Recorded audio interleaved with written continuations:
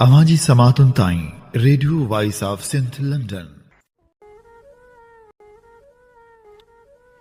जीअं का भगल बांह पटीअ में पीड़ा करे, तीअं मुंहिंजे तन में दर्दन भरी दांह। वेज डभिन को बांह मूंखे सूर सॼण चा। भलारे भिटदणी जे भलारे बैत सां मुंहिंजी आवाज़ मुसाफ़िर radio voice of Sindh London तां थी दुनिया जी कुंड कुड़िस ताईं। जंहिंजा माग ॿुधिजे पियो उन्हनि मिड़नी महिरबाननि खे सिक भरियो सलाम शाल क़बूल पवे। 15 डिसंबर 2025 सूमर जे ॾींहुं प्रोग्राम सोच वीचार साण करे आऊं अव्हांजी ख़िदमत में हाज़िर आहियां जो पंहिंजो मेज़बान हबीब लगारी। प्रोग्राम जी शुरूआत में अव्हां लाइ इहा ई दुआ त शाल जितो हुजो, सुख सलामती सां हुजो, कॾहिं बि ॾुखियो न ॾिसो ऐं कॾहिं बि अव्हां जूं मुर्कूं अमेरूं न थियनि। दुनिया जी कुंड कुड़िछ में जिते बि रहो सिंध लाइ, सिंध वासियुनि लाइ ऐं दुनिया जे मसलूम माण्हुनि लाइ जा खोड़ींदा रहो। शाल अव्हांजा ख़्वाब तहबीरनि सां लही सघनि। हिन वक़्तु जॾहिं सिंध सरकार पारां खुलियल कचहरियुनि जो सिलसिलो शुरू कयो वियो आहे, तॾहिं पीपी जा नुमाइंदा मुख़्तलिफ़ इलाइक़नि सां वास्तो रखंदड़ MPAs मुख़्तलिफ़ इलाइक़नि में वञी खुलियल कचहरियूं करे रहिया आहिनि। पर केॾो अलमियो आहे जो उहे कचहरियूं हाणे दुखनि जो दरबान न पियूं थियनि ऐं न वरी शिकायतनि जो को अज़ालो करे सघनि थियूं। सिजावल में सूबाई वज़ीर शाइना शेर अली अॼु खुलियल कचहरी में शिकायत कंदड़ रिजब मेमण नाले पीरसन मथां तशदुद कयो वियो। तशदुद कंदड़ जीअं त ताक़तवर धुर जा माण्हू हुया, तंहिं करे पुलिस ऐं कामोरा शाह जे आॾो संस तज़रील कंदा रहिया, घेरींदा रहिया, फुटबॉल वांगुरु खेसि लतूं हणंदा ऐं धमकियूं ॾींदा रहिया। जॾहिं त मीडिया में इहे रिपोर्टूं आहिनि त उन ज़िले काउंसिल जे चेयरमैन ख़िलाफ़ दांह कई हुई, जिते खेसि कावड़ में तशदुद जो निशानो बणायो वियो। जेकॾहिं वाक़ई बि ईअं आहे जीअं रिपोर्ट थियो आहे त पोइ इहो पुछणु हक़ बजानब हूंदो त जेकॾहिं शिकायत ॿुधण जो ई अव्हां में हौसलो न आहे त खुलियल कचहरियूं करियो ई छो था। जेतोणीकि असां खुलियल कचहरियुनि खे अवामी जमहूरी हुकूमत जो लाज़मी जुज़ सम्झंदा रहिया आहियूं। इहा सुठी रिवायत पिणु आहे, पर ॻाल्हि इहा आहे त जॾहिं शिकायतनि जो अज़ालो ई न थिए ऐं शिकायत कंदड़ माण्हुनि खे तशदुद जो निशानो बणायो वञे त पोइ मसइला हल कीअं थींदा। सो थियणु त ईअं घुरिजे त खुलियल कचहरियुनि जो इहो सिलसिलो रोज़ जो मामूल हुजे ऐं काबीना जे हर वज़ीर या MPA या MNA खे पंहिंजे पंहिंजे चूंड तकनि में ईअं खुलियल कचहरियूं करणु घुरिजनि। अवाम बि ख़ुशि थींदो ऐं दिलचस्पी बि रखंदो। पर अलाए छो कुझु अरसे खां हुक्मरान जो खुलियल कचहरियुनि वारो इहो सिलसिलो बीही वियो हो। जीअं ई उहो कचहरियुनि जो सिलसिलो शुरू थियो आहे त ख़राब हुक्मरानी जूं शिकायतूं बि वधणु लॻियूं आहिनि। अवाम वटि वञण बदिरां पंहिंजी काबीना सां गॾिजाणियूं करण ताईं चूंडियल नुमाइंदा सदाईं महदूद रहिया आहिनि। खुली अवामी कचहरियुनि खे त जेकर ज़िले तालके UC सतह ते बि वधाइणु घुरिजे त जीअं ज़िले तालके UC सतह ताईं अवाम खे पंहिंजा मसइला ॿुधाइण जो मौक़ो मिली सघे। पर साल में सिर्फ़ु हिकिड़ी खुलियल कचहरी थिए थी जंहिंमें बि शिकायतनि जो अज़ालो नथो थिए ऐं शिकायत कंदड़ तशदुद जो निशानो बणिजी थो वञे त पोइ अज़ाले जी उमेद कहिड़ी रखिजे। खुलियल कचहरियुनि वारे मामले ते तारीख़ जा वर्क वराईंदे नामियारो लेखक हसन मुश्तबा लिखे थो, ज़ुल्फ़कार अली भुट्टो तोड़े जो इक़्तिदार में अचण खां पोइ सणस इख़्तिलाफ़ कंदड़ पंहिंजे वेझनि साथियुनि जी माउ भेण हिकु कराए छॾींदो हो, जंहिंजा बहितरीन मिसाल जीए रहीम संस पुट ऐं मेराज मोहम्मद ख़ान आहिनि।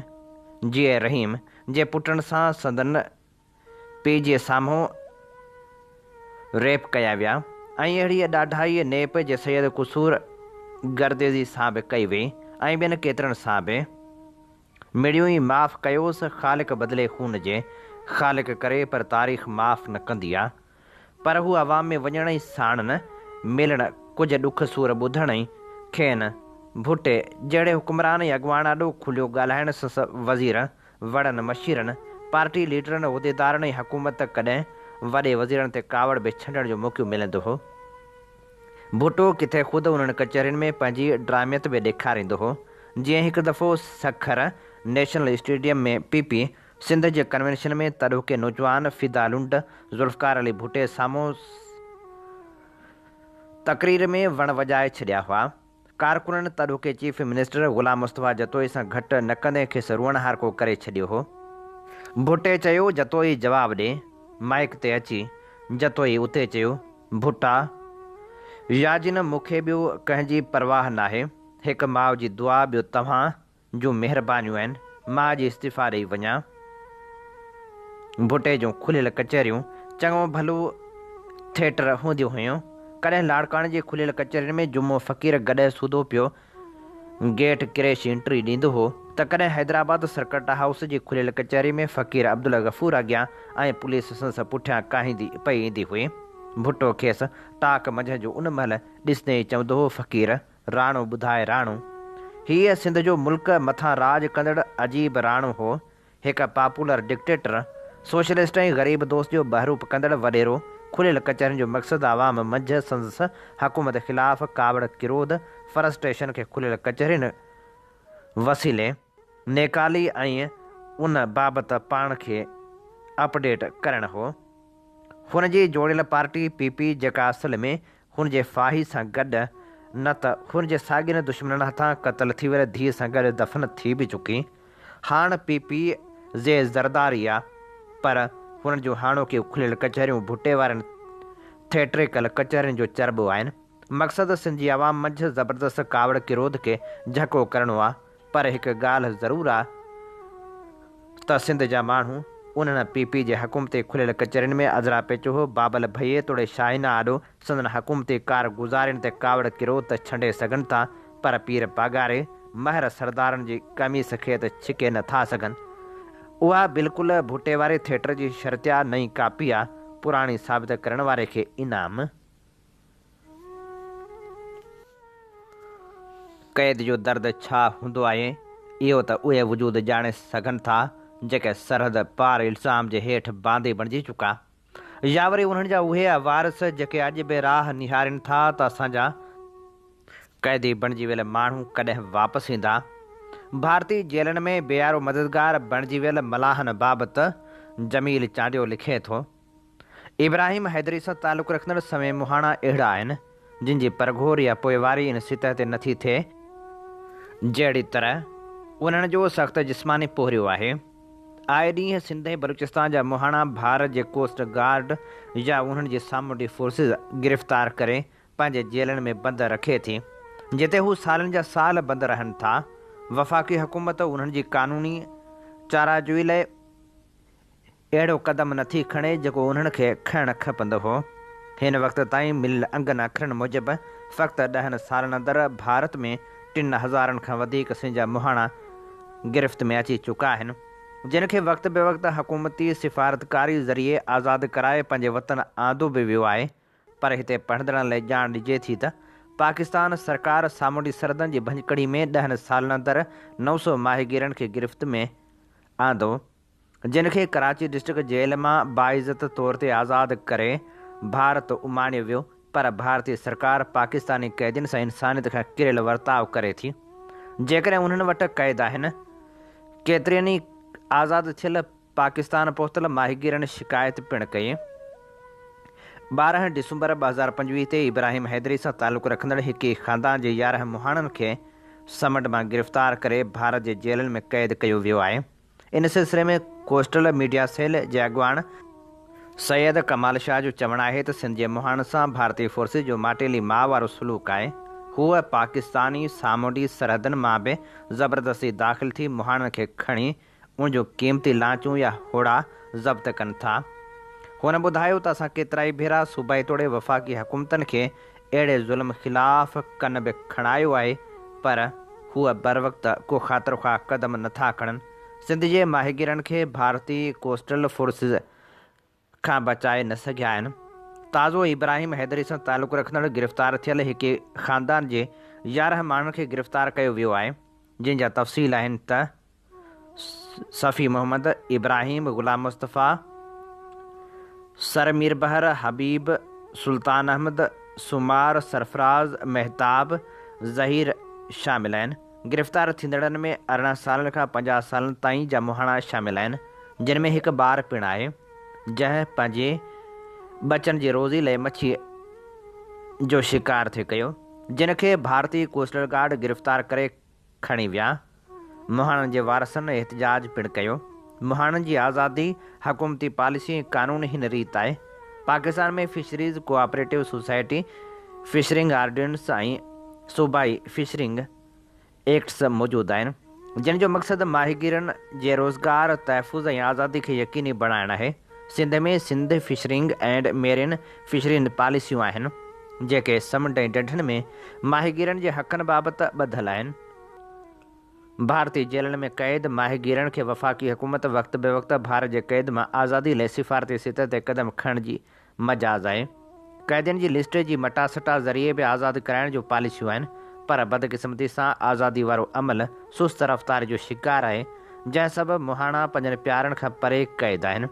हिते सुवालु इहो थो पैदा थिए त आख़िरकार ॿई मुल्क सामूंडी सरहदनि जूं हदबंदियूं हुजण जे बावजूदु ॿिए मुल्क पंहिंजे माहिगीरनि खे आगाही छो नथा ॾियनि, जॾहिं त पाकिस्तान नेवी, कोस्ट गार्ड जहिड़ा मुतहरिक इदारा ॾींहुं राति पंहिंजे सामूंडी सरहदनि जी हिफ़ाज़त ते मुक़ररु थियल आहिनि, जेके पंहिंजी पेट्रोलिंग वसीले बि माहिगीरनि खे हिकु डेडलाइन ॾेई गिरफ़्तार थियण खां बचाए सघनि था।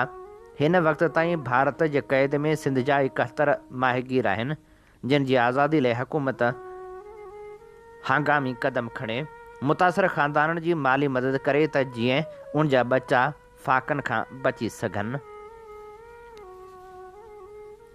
ही असीं अवां जी ख़िदमत में पेश करे रहिया हुआसीं जमील चांडी जो लिखियल लेख। अवां जी समातुनि ताईं radio voice of Sindh London. IMF जी अमली रिपोर्ट जेका उन जे बेल आउट प्रोग्राम ऐं क्लाइमेट फैसिलिटीअ जे ॿिनि जाइज़नि जी मंज़ूरी खां पोइ जारी कई वई मुल्क जी मईशत जी हिकु संजीदा तस्वीर पेश करे थी, जेका पुराणनि चक्रनि में फाथल आहे, जहिड़ोकि वाइदनि जी पूराई में नाकामी, आख़िरी लम्हनि जा आर्ज़ी हल ऐं वाध वीज खे महदूद कंदड़ शर्त शामिल आहिनि। IMF जे 11 हदफ़नि लाइ मुक़ररु कयल आख़िरी तारीख़ूं पूरियूं करण में नाकामी खां पोइ हुकूमत हाणे केतिरनि ई नवनि या नज़रसानी कयल क़दमनि जी हिकु सेट ते इतफ़ाक़ कयो आहे, जेको उन सौदेबाज़ी जी निशानदेही करे थो जंहिंखे पाकिस्तान खे जारी माली सहकार हासिलु करण लाइ क़बूलु करणो पवंदो। दस्तावेज़ मां ज़ाहिर थिए थो त हुकूमत कैप्टो पावर लेवी मां 104 अरब रुपयनि जी खोट खे पूरो करण लाइ पावर सेक्टर जी सब्सिडी घटाइण ते इतफ़ाक़ कयो आहे। वधीक संजीदा ॻाल्हि इहा आहे त FBR जी कमज़ोर कारकर्दगी सबबि हिन माली साल जे पहिरियनि 5 महीननि में टैक्स वसूली में 430 अरब रुपयनि जी वॾी खोट खे पूरो करण लाइ ज़रई दवाउनि, भाण या आला क़ीमतनि वारनि शयुनि ते निमाया टैक्स लागू करण जो अज़म कयो वियो आहे। FBR जी उहा नाकामी जो हर साल टैक्स हदफ़ हासिलु नथो करे सघे, उन जे बावजूदु त कानून जी पाबंदी कंदड़ टैक्स ॾींदड़नि ते टैक्सनि जो बार इंतिहाई वधायो वियो आहे। टैक्स पॉलिसी में मौजूदु साख़्ती सख़्तियुनि खे उजागर करे थी, जेका रुॻो पघारदार माण्हुनि ऐं मुनज़म कारोबारनि ते भाड़ींदी आहे ऐं मईशत जे वॾे हिसे खे टैक्स नेट खां ॿाहिरि छॾे थी। रुॻो एतिरो ई न, पर नाणे वारे वज़ीर मोहम्मद औरंगज़ेब IMF खे इहो बि यकीन ॾियारियो आहे त जेकॾहिं ॿी टेमाहीअ जी पुॼाणी ताईं नेशनल टेरिफ पॉलिसी लागू करण सबबि आमदनी में खोट पैदा थिए थी त कुझु ख़र्चनि खे हलंदड़ माली साल जे आख़िरी टेमाही ताईं मुलतवी करे सघिजे थो। हीअ ॻाल्हि ॾहाका पुराणी उन रिवायत ॾांहुं इशारो करे थी जंहिं तहत माली तरतीब लाइ तरक़ियाती ख़र्च घटाया या मुलतवी कया वेंदा आहिनि, जंहिंसां वाध वीज ऐं इम्कान कमज़ोर थी वेंदा आहिनि। अॻ में पूरे न कयल हदफ़नि लाइ छूटूं पिणु घुरियूं वयूं आहिनि। हुकूमत 2035 ताईं स्पेशल इकनॉमिक ज़ोन्स ऐं एक्सपोर्ट प्रोसेसिंग ज़ोन्स लाइ सभई मराहतूं ख़तमु करण ते बि इतफ़ाक़ कयो आहे, जेको सीड़पकारी खे वधीक मुतासिर करे सघे थो। पावर सेक्टर में हुकूमत वाइदो कयो आहे त ईंदड़ साल जी शुरूआति में डिस्कोज़ जी निजकारी जे पहिरें मरहले लाइ ॿोली वारो अमल मुकमल कयो वेंदो। हैदराबाद ऐं सखर कंपनियुनि लाइ तयारी वारो कमु 2026 जी पुॼाणी ताईं अॻिते वधायो वेंदो। गवर्नेंस सुधारण में 2026 जे आख़िर ताईं सीनियर सरकारी अमलदारनि जे असासनि जा ऐलान शाया करण या अगस्त ताईं सरकारी मिल्कियत वारनि इदारनि जे कानूननि में सुधारा करण जा मनसूबा शामिल आहिनि। प्रोग्राम जा पूरा न थींदड़ हदफ़ ॿीहर वर्जाइण ऐं नवनि हदफ़नि जो तयन करण न रुॻो बुनियादी सुधारनि जी सुस्त रफ़्तारी खे ज़ाहिर करे थो, पर इहो बि ख़दशो पको करे थो त पाकिस्तान अॻ जे अंदाज़े खां वधीक अरसे ताईं इस्तेहकाम घटि वाध वीज वारी हालत में फाथल रहंदो। साईं हुसैन बख्श थेबो लिखे थो, साईं GM सैद जे फ़िक्र खे अंग्रेज़ी उर्दू में तर्जुमो करे ऐं कराए आलमी सतह ते शानदार प्रचार कंदड़ माठीणो फ़क़ीरी रंग जो सैद जो सिपाही साईं ख़ादिम हुसैन सुमरो मूं वटि पहिरियों भेरो कही आयो। 2 कलाक कचहरी कईसूं। ज़ाहिर आहे त असांजी समूरी कचहरी साईं जी ज़ात जे मुख़्तलिफ़ पासनि खे जीअं असां सम्झो उन बाबति कई। आख़िर वेंदे वेंदे चयाईं त मूं पढ़ियो फेसबुक छॾे थो ॾींहुं, ईअं न कर, हफ़्ते में बि लिखो ज़रूरु, आउं तव्हांखे इहो चवणु आयो आहियां। ला कॉलेज में संदम प्यारो शागिर्द भगवान दास मेघवाड़ घर आयो, संदसि शादी जो कार्ड ॾिनो। चयाईं साईं हथूं गे खिपरे खां अॻियां शहर आहे, उन में शादी जे काज में तव्हां ज़रूरु अचिजो। चयोमांसि हिकु शर्त ते, अमड़ खां बाजरी जी मानी घर जूं भाॼियूं खाराईंदे। शादी में तमामु घणा शागिर्द मिलिया जेके हाणे नामियारा वकील आहिनि। काज में खाधो भलोड़ मुर्गी ऐं बकरा, पर मुंहिंजे लाइ बाजरी जी गर्म मानी, 2 चेरियूं घर जूं रिधल भाॼियूं, मथां घर जी गिलोटीन खां पाक साफ़ घर जी पंहिंजी मेंह जी ॾही, असल मज़ो अची वियो हो। दोस्तनि किताबनि जा नाला लिखिया आहिनि, फ़िलाणो पढ़ो फ़िलाणे किताब, असल सभु कुझु जतन जे बारे में सही लिखियो आहे, वग़ैरह वग़ैरह। दोस्तो तारीख़ समाजी इल्मनि में सभ खां वधीक तब्दील थींदड़ ऐं रवां तवां इल्म लाइ इहो सम्झण त फ़िलाणी ॻाल्हि हर्फ़ आख़िर आहे, उहो तमामु ग़लति आहे। मुंहिंजो लिखियलु किताब बि हर्फ़ आख़िर न हूंदो, पर अहिड़ी ज़ात जतन जे बारे में लिखणु केॾो मुश्किल आहे जो जेका सॼी दुनिया जे हर खंड में मौजूदु हुजे, जेका दुनिया जे सभिनी मज़हबनि ईसाई मुस्लमान हिंदू सिख जीन मज़हबनि जी मञींदड़ हुजे, जंहिंजी बहादुरी जी साख सां तारीख़ूं भरियल हुजनि। हिन दौर जो वॾो तारीख़दान एंड्रू विंक इंडिया जे मुस्लमान जे असरनि ते पंहिंजी मशहूरु टिखड़ तारीख़ जे पहिरें जुल्द में जतन जी बहादुरी बाबति लिखे थो त अरबनि ख़िलाफ़ मुसलसल बग़ावतनि सबबि अरब तारीख़नि में जतन ऐं समन खे मकरूह ख़लकान सफ़ा ॾुखिया माण्हू लिखियो वियो आहे। चीनी शाह ह्युन तांग सिंध जे हुक्मरान राय साहसी जे आख़िरी दौर में सिंध आयो ऐं तफ़सील सां सॼी सिंध जे सामूंडी इलाइक़नि जे डंढनि ढोरनि ॿेलनि में लखें घर जतन जा घर ॾिठा। जत ॿुध धर्म सां लाॻापो रखंदड़ कपिड़ा शक्ल शबीह ॿुधनि जहिड़ी, पर बाह जा गोला डोड़े डोड़े मौत खे वञो भाकुर पाइनि। रत वहाइण खां सवाइ उन्हनि खे निंड ई नथी अचे। ॿियूं बि बेशुमार तारीख़ी हक़ीक़तूं सहेड़णु वॾे कुशाले जो कमु आहे। बसि तव्हांजूं मोहबतूं साण हुजनि। बरे सग़ीर जे वॾनि आलमनि ऐं तारीख़दाननि जतन जी तारीख़ खे हीअं इज़हारियो आहे। कालिका रांजन कानून गो जंहिं पहिरियों जतन जी तारीख़ लिखी, हूअ मुंझल आहे त जत किथां खां इंडिया आया या इंडिया मां सॼी दुनिया में पखिड़िया, पर हूअ नक्शो कढी सिंध जे जतन ऐं इंडिया जे जतन जो पाण तालुक़ ॼाणाए थो।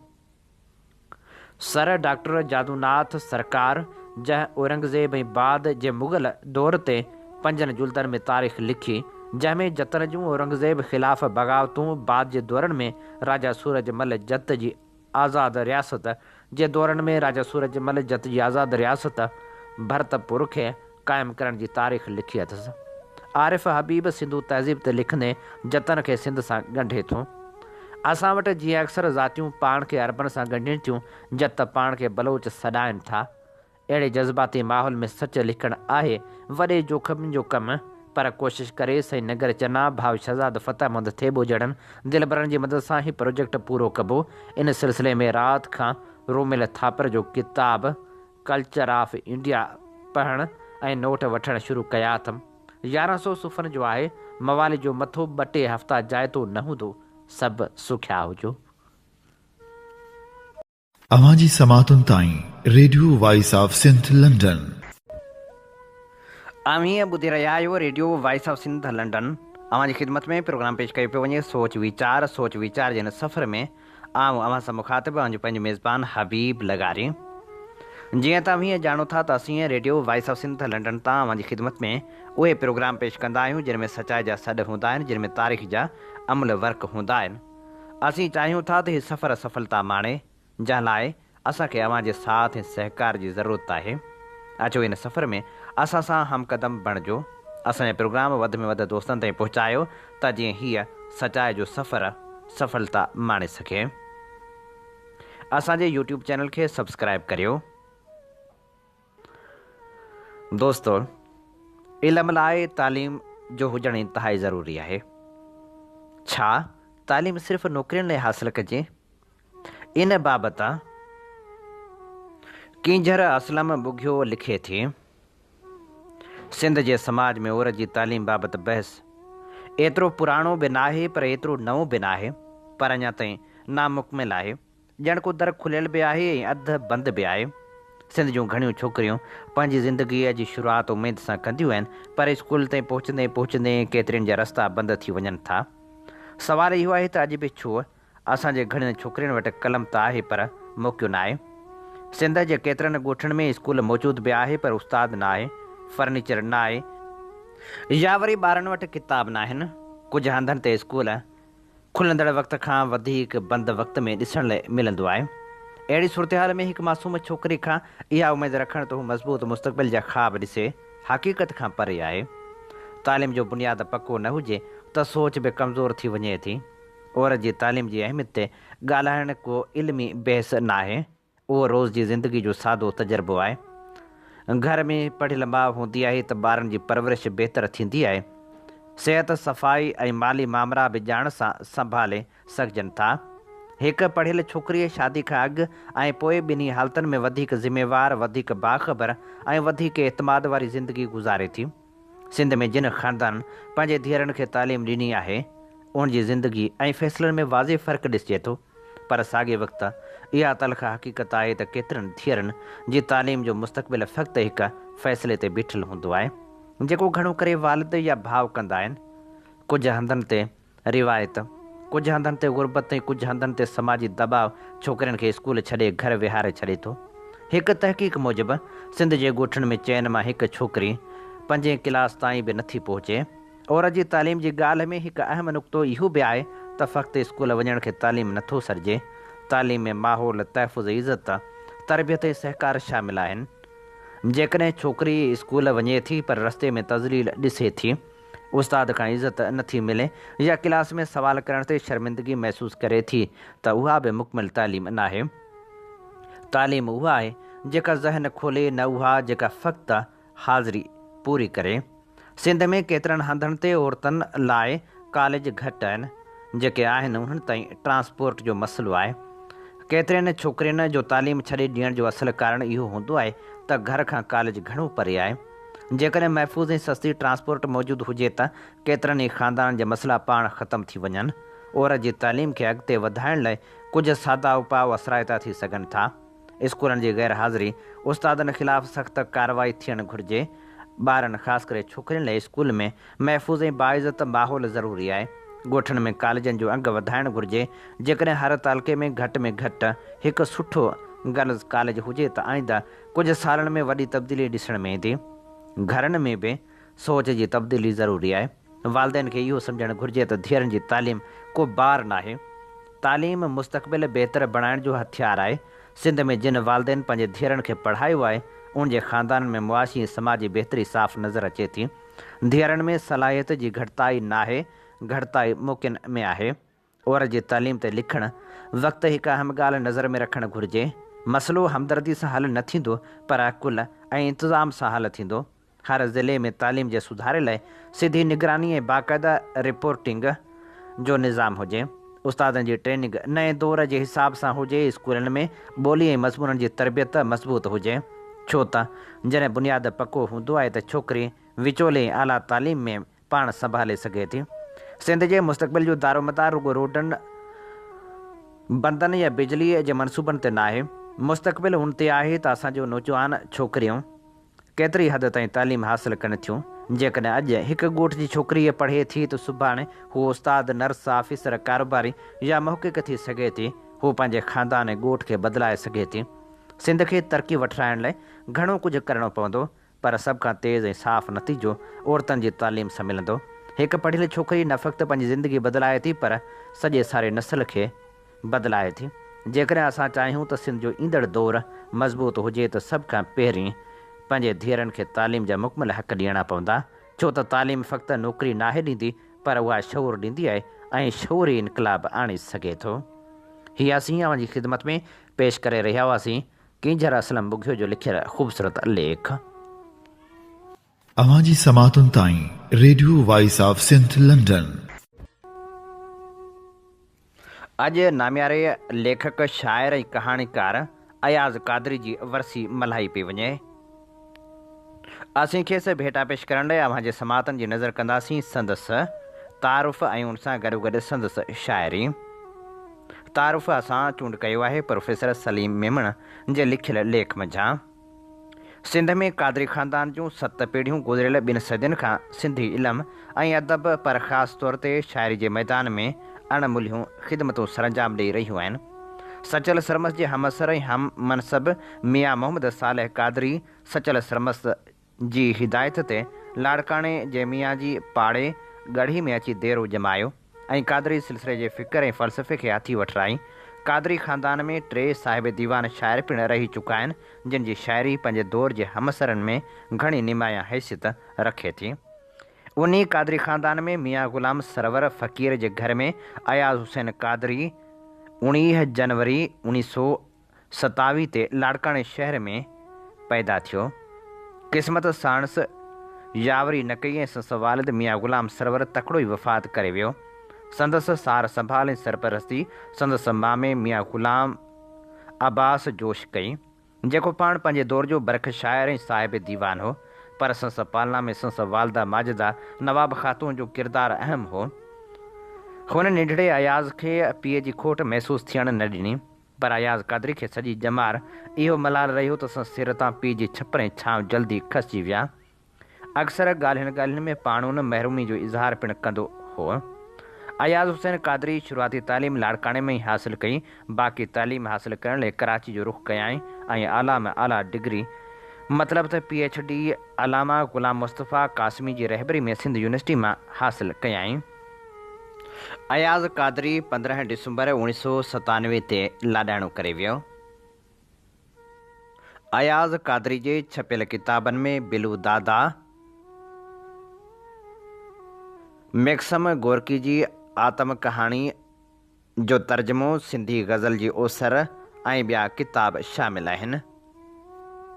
हाणे पेश करियूं था अयाज़ क़ादरी जी ख़ूबसूरत शाइरी। वेहण वांदे खां कंहिं बेगार में फब, उथी बेकार कंहिं कमकार में फब।